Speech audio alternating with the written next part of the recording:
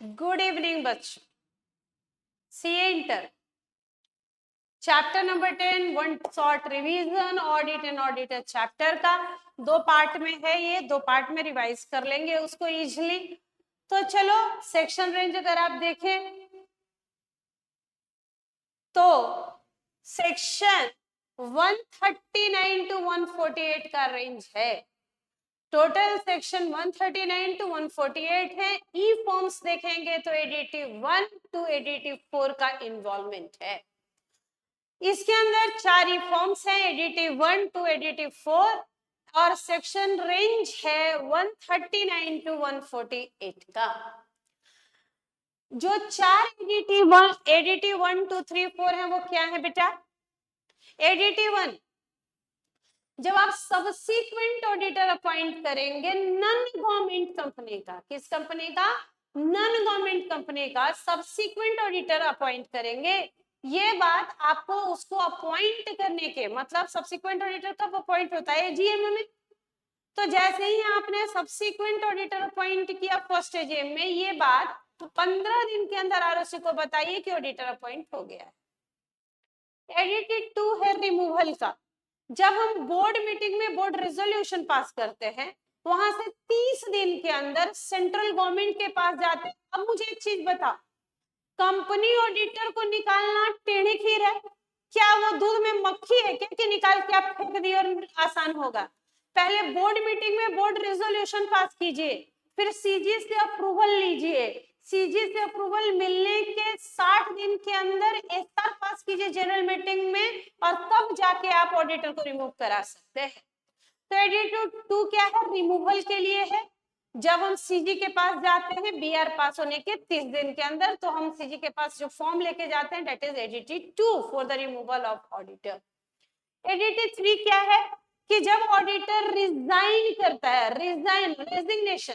अब मुझे एक चीज बताओ, आप समझ पाते हैं कि what is the difference between removal and resignation? Resignation में हम अपनी मर्जी से छोड़ के जा रहे हैं तो रिजाइन कर रहे हैं, मुझे निकाला द रिमूवल।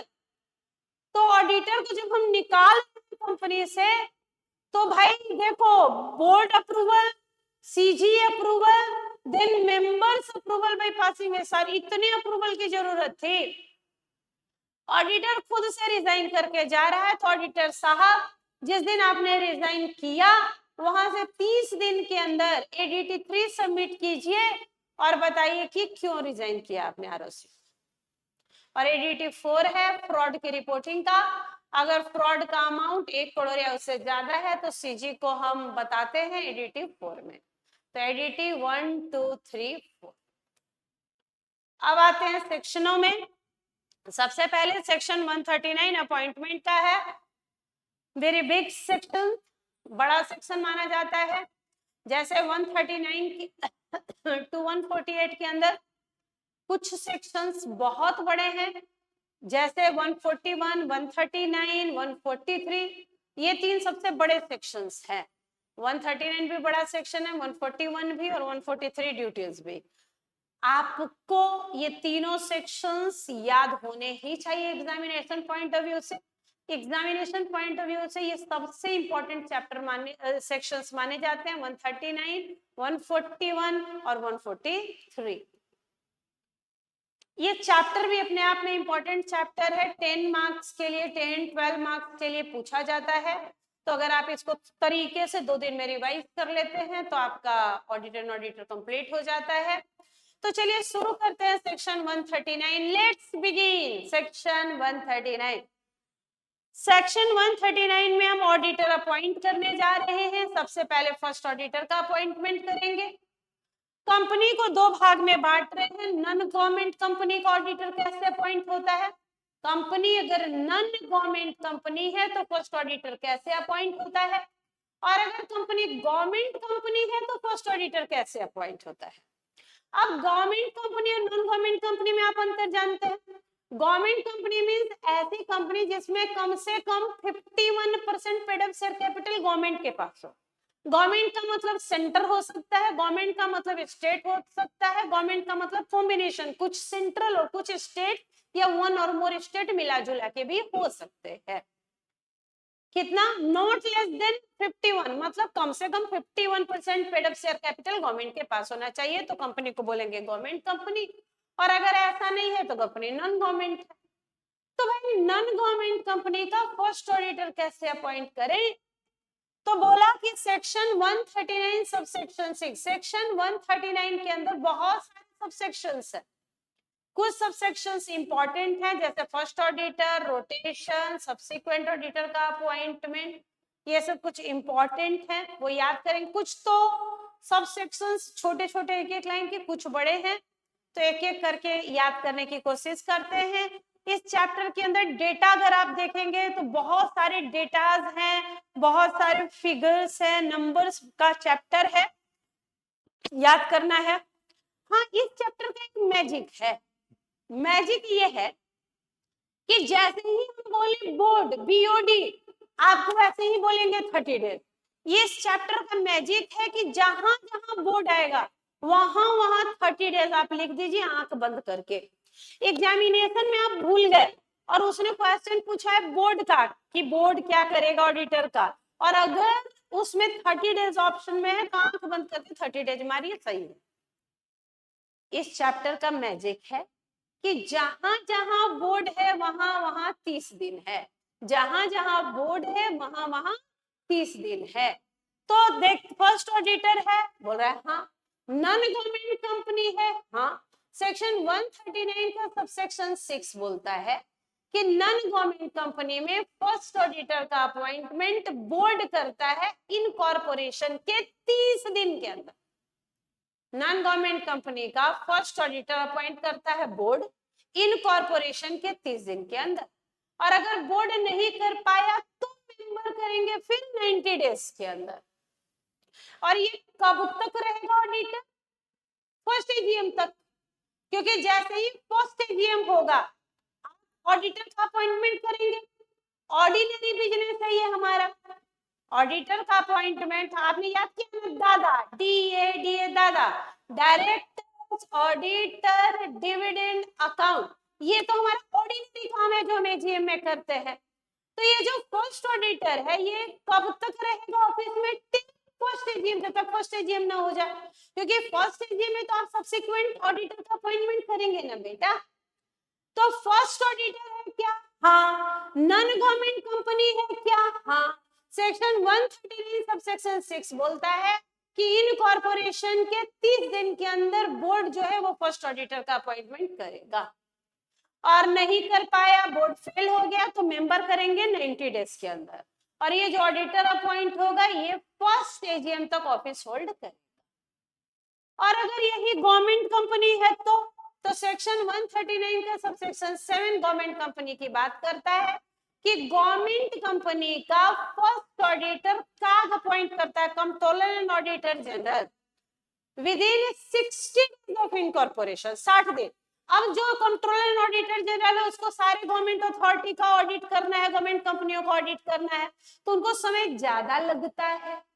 तो अगर नॉन गवर्नमेंट कंपनी थी तो बोर्ड ने इनकॉर्पोरेशन के 30 दिन के अंदर फर्स्ट ऑडिटर अपॉइंट किया, नहीं कर पाया तो मेंबर 90 डेज में कर दिए। लेकिन अगर कंपनी गवर्नमेंट है तो controller and auditor general appoint करेगा first auditor within 60 days of incorporation, incorporation के 60 दिन के अंदर। और काग नहीं कर पाया तो नेक्स्ट 30 डेज में बोर्ड करेगा, और बोर्ड भी नहीं कर पाया तो नेक्स्ट 60 डेज में मेंबर करेंगे। मतलब first auditor non government company 30 plus 90 days याद रखना, 30 डेज में बोर्ड, नहीं तो 90 डेज में मेंबर। और यहाँ याद रखना है 60 30 60, 60 डेज में काग नहीं कर पाया तो नेक्स्ट 30 डेज में बोर्ड, बोर्ड नहीं कर पाया तो नेक्स्ट 60 डेज में मेंबर्स। ये कहानी थी फर्स्ट ऑडिटर की। सारे बच्चे 1 मिनट का 1 मिनट टाइम देंगे, फर्स्ट ऑडिटर का अपॉइंटमेंट जल्दी से, आप जहां बैठे हैं जैसे बैठे हैं जल्दी से बोल के और एक बार याद कीजिए फटाफट, 1 मिनट।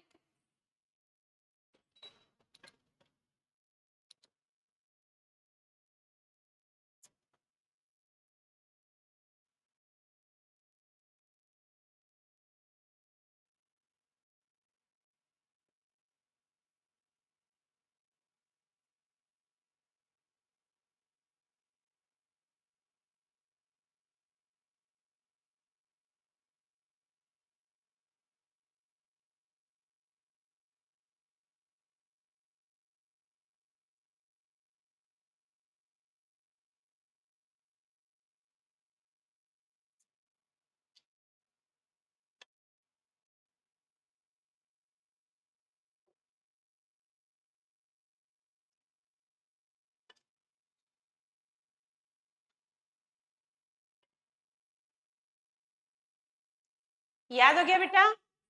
फर्स्ट ऑडिटर है, हाँ। नॉन गवर्नमेंट कंपनी है, हाँ। कौन अपॉइंट करेगा? बोर्ड। इनकॉर्पोरेशन के 30 दिन के अंदर नहीं कर पाया तो मेंबर करेंगे नेक्स्ट 90 डेज में। वो ऑडिटर कब तक रहेगा? Till the conclusion of first AGM, जब तक फर्स्ट एजीएम नहीं होगा। फर्स्ट एजीएम में तो सब्सिक्वेंट ऑडिटर अपॉइंट होगा ही।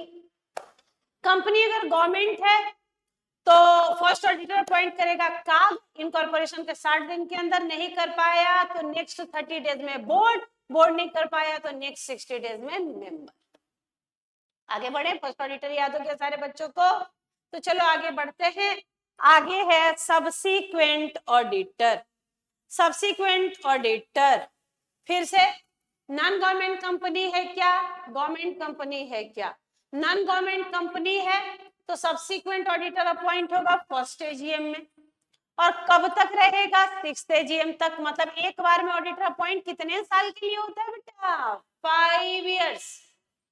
सब्सीक्वेंट ऑडिटर जो एजीएम में ऑडिटर अपॉइंट होता है वो कितने साल के लिए अपॉइंट होता है? 5 साल। First AGM till 6th AGM, मतलब 5 कॉन्जिक्यूटिव ईयर्स के लिए अपॉइंट होता है। जिस दिन अपॉइंट हुआ वहां से 15 दिन के अंदर एडीटी 1 आपको आरओसी को सबमिट करना है और जानकारी देना है ऑडिटर की। और अगर आईएफएससी कंपनी है तो आपको रिलैक्सेशन है और ले लो 15 दिन, मतलब विद इन 30 डेज में एडीटी 1 सबमिट करना। याद रखिएगा, अगर आपसे कभी पूछ दिया आईएफएससी तो 2 गुना। बाकी कंपनियों में ऑडिटर जिस दिन अपॉइंट हुआ 15 दिन के अंदर एडीटी 1 सबमिट होता है आरओसी को, लेकिन आईएफएससी कंपनी में 30 दिन के अंदर सबमिट होता है एडीटी 1।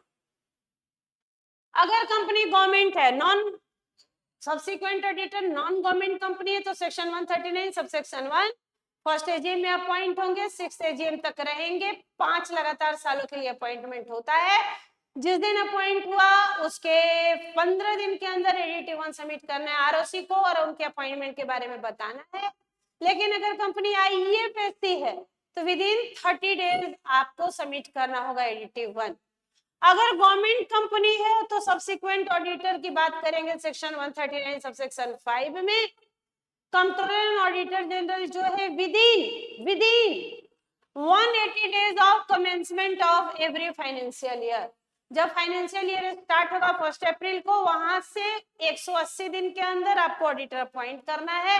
और वो ऑडिटर कब तक रहेगा? जब तक उस फाइनेंशियल ईयर का एजीएम ना हो जाए, till AGM of that financial year. क्या बोला? गवर्नमेंट कंपनी है, हाँ। सब्सिक्वेंट ऑडिटर कौन अपॉइंट करेगा? काग।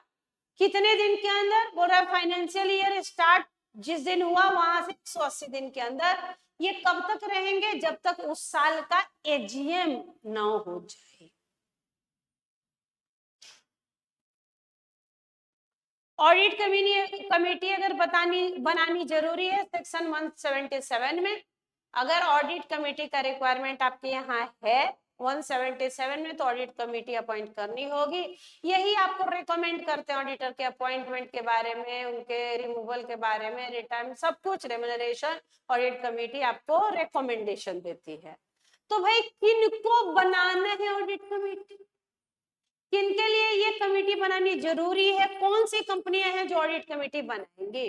तो पहला आप जानते हैं एवरी लिस्टेड कंपनी, पहला एवरी लिस्टेड कंपनी और वैसी पब्लिक कंपनी, और वैसी पब्लिक कंपनी जिसका paid up share capital 10 crore या टर्नओवर 100 करोड़ या outstanding loan borrowing deposit debenture 50 crore, उनको ऑडिट कमेटी बनानी होगी।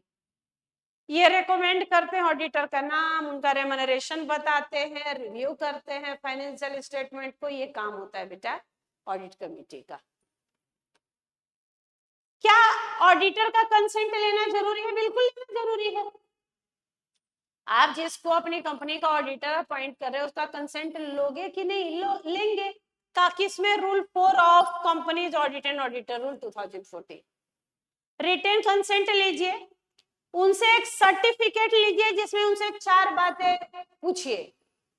वो एक रिटन कंसेंट देंगे, सर्टिफिकेट देंगे जिसमें 4 बातों का डिस्क्लोजर चाहिए। पहला, वो एलिजिबल है अपॉइंट होने के लिए एज एन ऑडिटर, वो डिस्क्वालीफाई नहीं है अंडर सेक्शन 141 सब सेक्शन 3, वो एलिजिबल है कि उनका अपॉइंटमेंट एज एन ऑडिटर हो, वो डिस्क्वालीफाइड नहीं है अंडर सेक्शन 141 सब सेक्शन 3, पहली बात।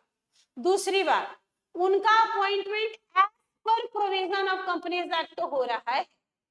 तीसरा, ऑडिट जो वो एक्सेप्ट कर रहे हैं वो विद इन लिमिट है, जैसे एक ऑडिटर 20 कंपनी ऑडिट एक्सेप्ट कर सकता है, तो विद इन द लिमिट ही वो एक्सेप्ट कर रहे हैं, और उनके against no pending litigation of misconduct in ICI, ICI में उनके अगेंस्ट मिसकंडक्ट का कोई भी पेंडिंग लिटिगेशन नहीं। ऐसा उनसे मांगो सर्टिफिकेट कि वो एलिजिबल है, डिस्क्वालिफाइड नहीं है, उनका appointment as per provision of companies act हो रहा है, वो जो ये ऑडिट एक्सेप्ट कर रहे हैं वो with in the statutory limit है, और उनके अगेंस्ट कोई भी पेंडिंग लिटिगेशन आईसीआई में नहीं।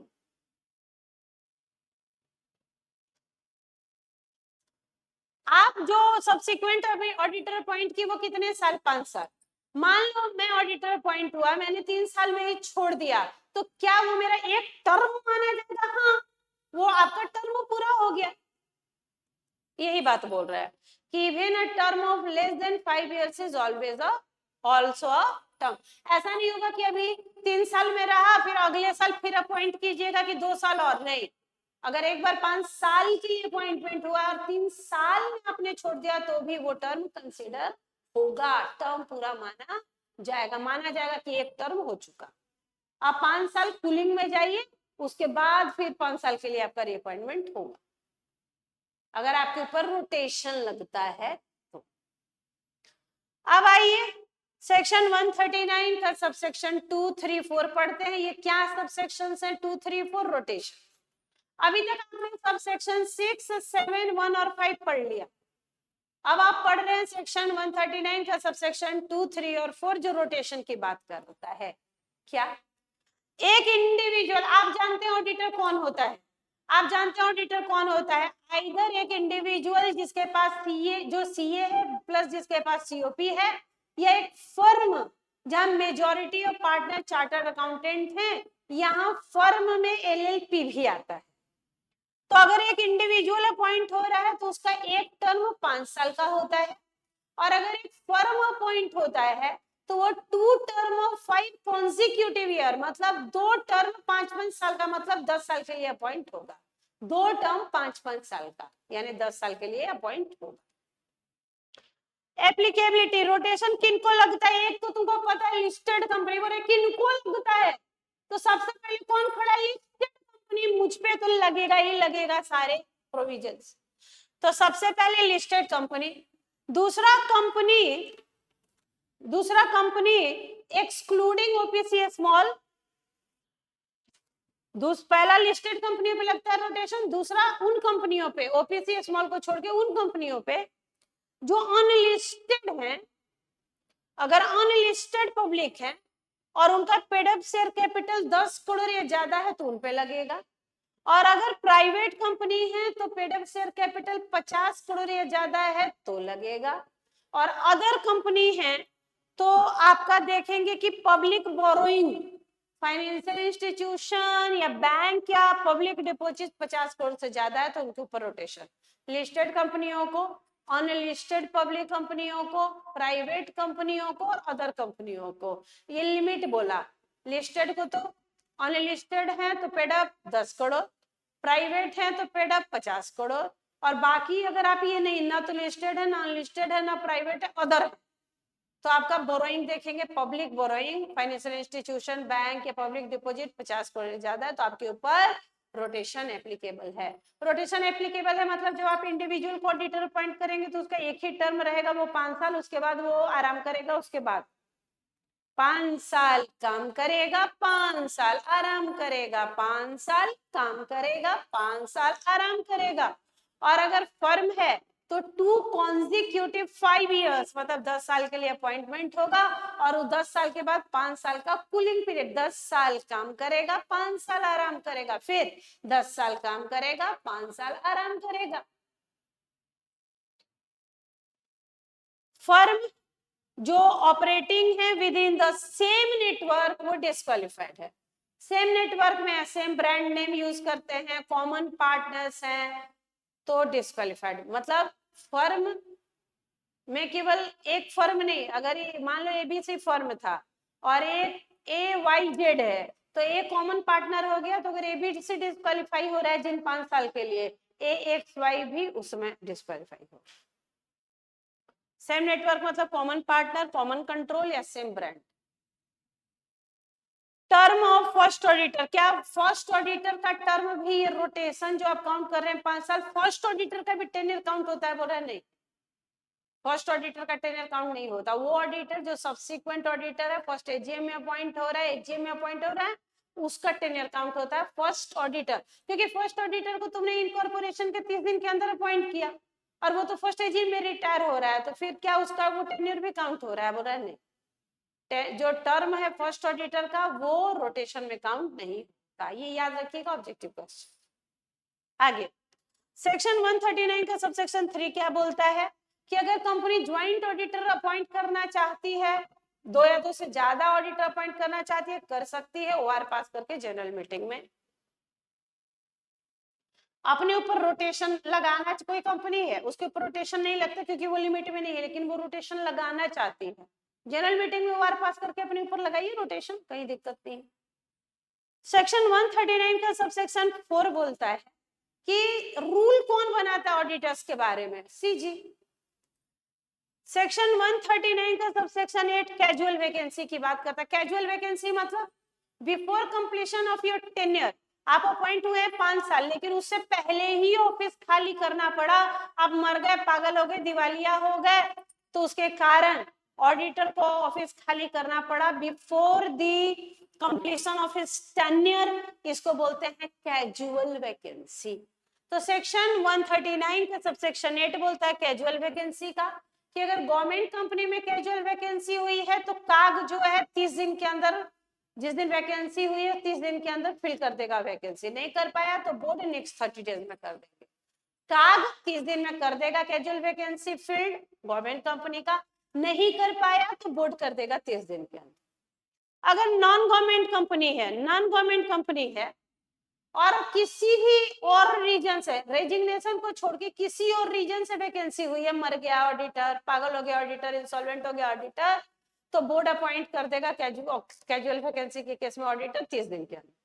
लेकिन अगर रेजिग्नेशन, भाई रिजाइन करके गया, कोई बड़ी बात है, क्यों गया, रिजाइन करके गया, तो बोर्ड रेकमेंड करेगा नाम ऑडिटर का 30 दिन के अंदर और मेंबर अप्रूव करेंगे 3 महीने के अंदर ओआर पास करके जनरल मीटिंग। याद रखिएगा ये क्वेश्चन पूछता है कि अगर रेजिग्नेशन के कारण ऑडिटर जो है नॉन गवर्नमेंट कंपनी का रेजिग्नेशन करके गया है तो कैजुअल वैकेंसी कौन भरता है?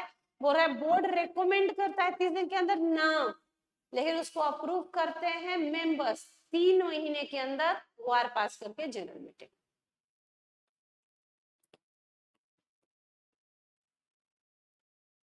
नोट, ये ऑडिटर कब तक रहेगा? जब तक एजीएम ना हो जाए, क्योंकि एजीएम में तो ऑडिटर अपॉइंट करोगे ना।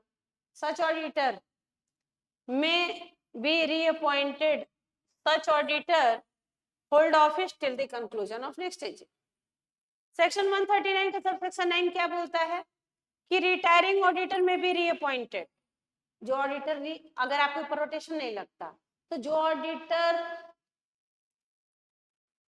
रिटायर हो रहा है क्या वो रीअपॉइंट हो सकता है? हाँ, लेकिन कुछ शर्त होना होगा। पहला, डिस्क्वालीफाई नहीं होना चाहिए, वो नोटिस नहीं देना चाहिए कि वो ऑडिटर अपॉइंट नहीं होना चाहता, not given notice of his unwillingness in writing, unwillingness writing में लेके नहीं देना चाहिए कि मैं ऑडिटर अपॉइंट नहीं होना चाहता।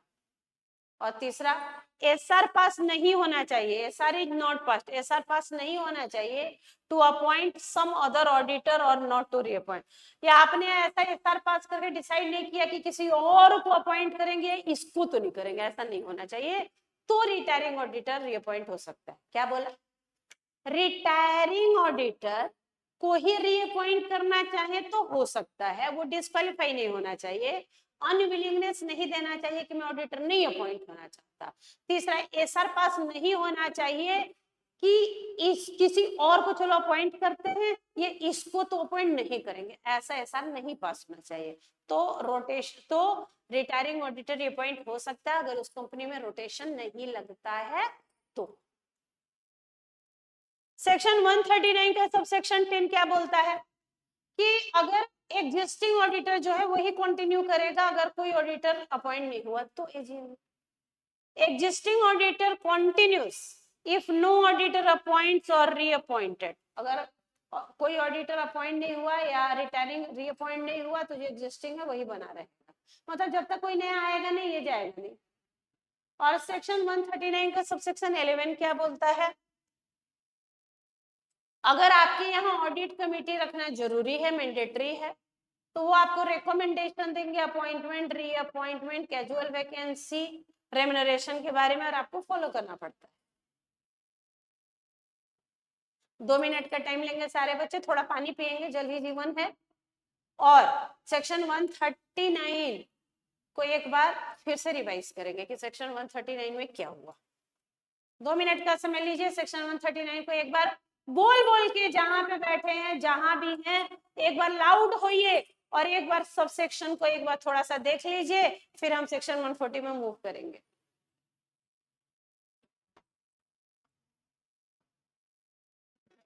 सब सेक्शन को एक बार थोड़ा सा देख लीजिए, फिर सेक्शन 140 में।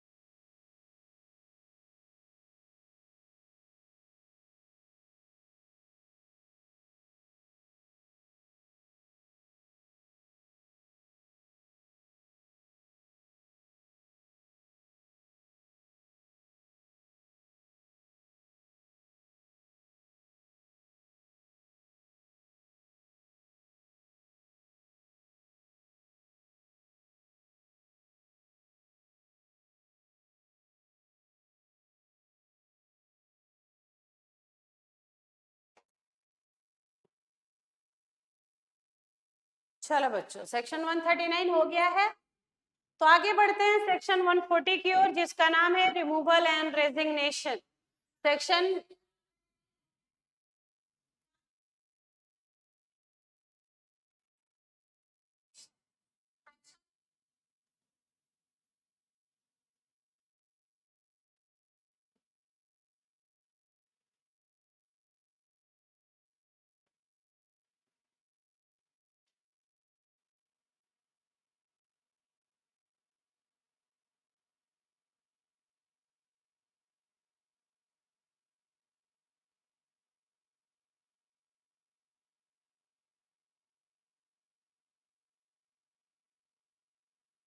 चलो,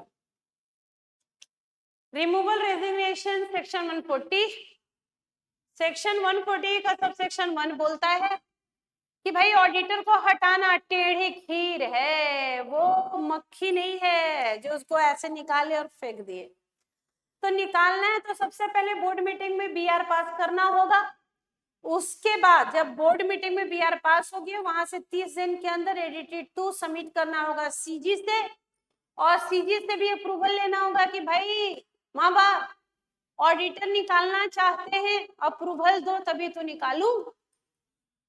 और उसके बाद जब अप्रूवल आया, डेट ऑफ अप्रूवल, वहां से 60 दिन के अंदर एसआर पास कीजिए और अपॉर्चुनिटी ऑफ बीइंग हर्ड भी निकालिए। उनको बताइए कि आप उनको क्यों निकाल रहे हैं, और उनका भी पक्ष सुनिए, अपॉर्चुनिटी की क्यों न निकालें आपको, आपके ऊपर ये एलिगेशन है।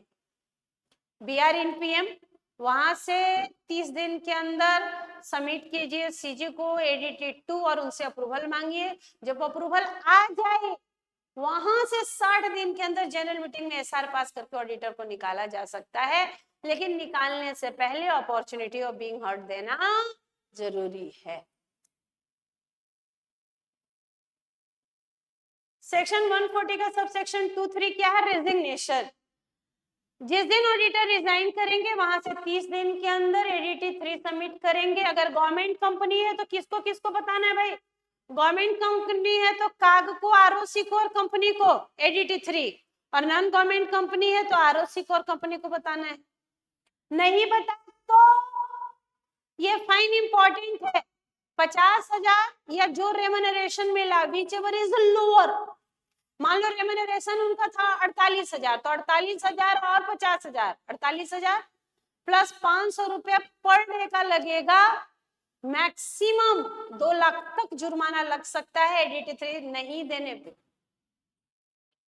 सेक्शन 140 का सब सेक्शन 4 नरोरा की बात करता है। What is Narora? Non reappointment of retiring auditor, मतलब जो रिटायरिंग ऑडिटर उसको फिर से रीअपॉइंट नहीं करना चाहते, इसका रेजोल्यूशन है। तो वो मेंबर जिनके पास 5,000 शेयर कैपिटल, 5,000 का शेयर कैपिटल या 1% वोटिंग राइट है, वो स्पेशल नोटिस देंगे नरोरा का कंपनी को जनरल मीटिंग से पहले कि वो नरोरा का, वो बताना चाहते हैं कि भाई हम नरोरा करना चाहते हैं, हम नॉन रीअपॉइंटमेंट करना चाहते हैं रिटायरिंग ऑडिटर का। ये बात जनरल मीटिंग से पहले बता देना है, 14 डेज पहले। कितने दिन? 14 डेज पहले। और कंपनी फिर किसको बताएगी? ऑडिटर को, और बोलेगी कि भाई कुछ ऑडिटर आपका नरोरा करना चाहते हैं, नॉन रीअपॉइंटमेंट करना चाहते हैं, उनसे रिप्रेजेंटेशन लेंगे, वो अपना रिप्रेजेंटेशन देंगे और बोलेंगे कि भाई जब आप जनरल मीटिंग के 7 दिन पहले नोटिस भिजवाते हैं, उसमें हमारा रिप्रेजेंटेशन भी लगा दो। उन्होंने कहा नहीं, रिप्रेजेंटेशन तो नहीं भेजेंगे, तो उन्होंने रिक्वेस्ट की, तो ठीक है जनरल मीटिंग में हम पढ़ के सुनाएंगे। हमें लगता है कि ये तो फालतू का नीडलेस पब्लिसिटी के लिए, बिना मतलब का पब्लिसिटी करने के लिए, अपने आप को एडवर्टाइज करने के लिए ये बोल रहा है। तो एनसीएलटी के अप्रूवल से इसको, पहले एनसीएलटी से पूछ के तो इसको रिजेक्ट करेंगे कि नहीं, आपको रीड आउट का मौका नहीं मिलेगा। सेक्शन 140 का सबसेक्शन 5 है, रिमूवल कर सकते हैं ऑडिटर का ट्रिब्यूनल के ऑर्डर से। अब ये ऑर्डर ट्रिब्यूनल सुओ मोटो दे सकता है या सीजी के एप्लीकेशन से दे सकता है। ठीक है, जब आप जाइएगा ट्रिब्यूनल ऑर्डर देगा तो विद इन 15 डेज, जब ऑर्डर दिया कि निकालो, 15 दिन के अंदर उनको रिमूवल कर देंगे, निकाल देंगे, और उनके ऊपर 5 साल का बैन भी लगेगा और 447 का फ्रॉड का केस भी। सेक्शन 142 है रेम्युनरेशन का, बोल रहा है रेम्युनरेशन फिक्स कौन करता है। अब ये देखना पड़ेगा कि ऑडिटर अपॉइंट किसने किया। अगर मेंबर ने जनरल मीटिंग में ऑडिटर अपॉइंट किया तो वही फिक्स करेंगे, और अगर फर्स्ट ऑडिटर है बोर्ड ने अपॉइंट किया तो बोर्ड फिक्स करेगा। मतलब अपॉइंटिंग अथॉरिटी ही रेम्युनरेशन फिक्स करता है भाई, जो इसने अपॉइंट किया वही रेम्युनरेशन तय करेगा। अगर मेंबर ने जनरल मीटिंग में अपॉइंट किया तो मेंबर, और नहीं तो बोर्ड ने, अगर फर्स्ट ऑडिटर अपॉइंट किया तो बोर्ड। उसमें फी, एक्सपेंसेस, फैसिलिटीज सब शामिल है। सेक्शन 144 है प्रोहिबिटेड सर्विस का। ये काम ऑडिटर नहीं कर सकते। क्या काम? कुछ काम का लिस्ट है, ये काम ऑडिटर नहीं कर सकते। ऑडिटर इंडिविजुअली या फर्म डायरेक्टली, आप जानते हैं ऑडिटर कौन होता है, इंडिविजुअल या फर्म। तो कोई भी ऑडिटर, चाहे वो इंडिविजुअल हो या फर्म हो, डायरेक्टली या इनडायरेक्टली किसी कंपनी में उसकी सब्सिडियरी या होल्डिंग कंपनी में ये काम नहीं कर सकता, ये प्रोहिबिटेड सर्विस है। कोई भी ऑडिटर, चाहे वो इंडिविजुअल हो या फर्म हो, डायरेक्टली या इनडायरेक्टली किसी कंपनी में या उसकी होल्डिंग और सब्सिडियरी कंपनी में ये सर्विसेज नहीं दे सकता। क्या सर्विसेज? Accounting, book keeping. बात सही है भाई, मैं जिस कंपनी में बुक कीपिंग बनाता हूँ, बुक कीपिंग रखता हूँ, जिसकी अकाउंटिंग करता हूँ, उसी की ऑडिट करूंगा क्या? ऑडिटर इंडिपेंडेंट पर्सन होना चाहिए। अगर मैं उस कंपनी का ऑडिटर हूँ तो क्या मैं कभी भी ये बताऊंगा कि उस कंपनी में क्या गलत चल रहा है? मैं अपनी ही गलतियां बताता चलूंगा क्या कि ये गलती है अकाउंटिंग बुक कीपिंग में? तो बुक कीपिंग नहीं कर सकता, एक्चुरियल सर्विसेज, वैल्यूएशन सर्विसेज नहीं कर सकता। इंटरनल ऑडिट, मतलब इंटरनल ऑडिटर, स्टैट्यूटरी ऑडिटर एक ही आदमी हो सकता है क्या? नहीं हो सकता। Investment advisory services, investment banking services, design and implementation of financial information system, financial services outsourcing, मतलब cash management, debtor management, managerial services या और जिसको प्रिस्क्राइब किया गया वो नहीं कर सकता। डायरेक्टली भी नहीं कर सकते, इनडायरेक्टली भी नहीं कर सकते। इनडायरेक्टली मतलब मैं फर्म हूं तो मेरा कोई पार्टनर या सेम नेटवर्क भी नहीं कर सकता, या अगर मैं इंडिविजुअल हूं तो मेरा रिलेटिव, मेरा पार्टनर, ऐसी एंटिटी में जिसमें मेरा सिग्निफिकेंट इन्फ्लुएंस है, मेरा सिग्निफिकेंट इन्फ्लुएंस है, मेरा सिग्निफिकेंट इन्फ्लुएंस है, या ऐसी एंटिटी जिसका मैं ब्रांड नेम यूज करता हूं, ये सब भी नहीं कर सकते हैं। सेक्शन 145 क्या है? साइन करने का ऑडिट रिपोर्ट। ऑडिटर, आपको पता है इंडिविजुअल फर्म, ऑडिट रिपोर्ट को साइन करेंगे, सर्टिफिकेट देंगे, रिपोर्ट को जनरल मीटिंग में रीड किया जाएगा, और ऑडिट रिपोर्ट जो है कोई भी मेंबर इंस्पेक्ट कर सकता है। सेक्शन 146 है, क्या ऑडिटर जनरल मीटिंग अटेंड करेगा? हाँ, आपको याद हो तो जो जनरल मीटिंग का नोटिस हमने सेक्शन 101 में भेजवाया, वो मैड को नोटिस गया था ना, मेंबर, ऑडिटर, डायरेक्टर। तो इनको भी ऑडिटर को नोटिस भेजवाएंगे। इनको अधिकार है कि वो खुद, और खुद नहीं आ पाए तो अपना ऑथराइज्ड रिप्रेजेंटेटिव, ऑथराइज्ड रिप्रेजेंटेटिव भी qualified to be appointed for audit होना चाहिए, मतलब उसके पास भी सीए सीएपी होना चाहिए, तो वो ऑडिटर लीगल रिप्रेजेंटेटिव बन के और जा सकता है जनरल मीटिंग में। सेक्शन 147 है पनिशमेंट का। अगर कोई कंपनी या ऑफिसर, सेक्शन 139 से 146 दोनों इंक्लूसिव है, मतलब 139 से 146 का कॉन्ट्रावेंशन करते हैं तो कंपनी को minimum 25,000 fine, maximum 5 lakh, auditor को मिनिमम 10,000, मैक्सिमम 1 लाख का जुर्माना लग सकता है।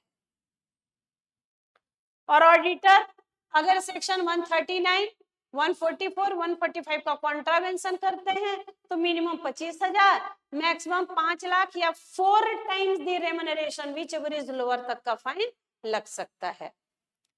प्लस फ्रॉड का केस होगा, ठीक है, प्लस फ्रॉड का केस भी होगा।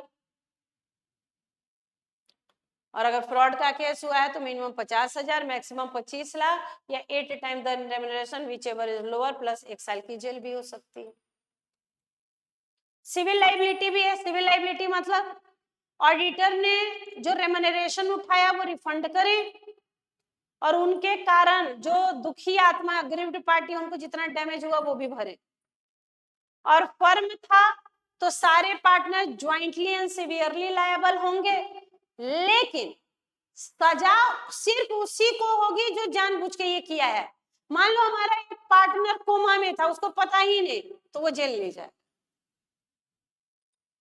और लास्ट है सेक्शन 148, जो आपसे बात आज का लास्ट सेक्शन है, सेक्शन 148, जो कॉस्ट ऑडिट की बात करता है कि every company including foreign company जिसका टर्नओवर 35 करोड़ या उससे ज्यादा है, इमीडिएटली प्रीसीडिंग फाइनेंशियल ईयर में उसको कॉस्ट रिकॉर्ड मेंटेन करना है। एप्लीकेबिलिटी क्या है?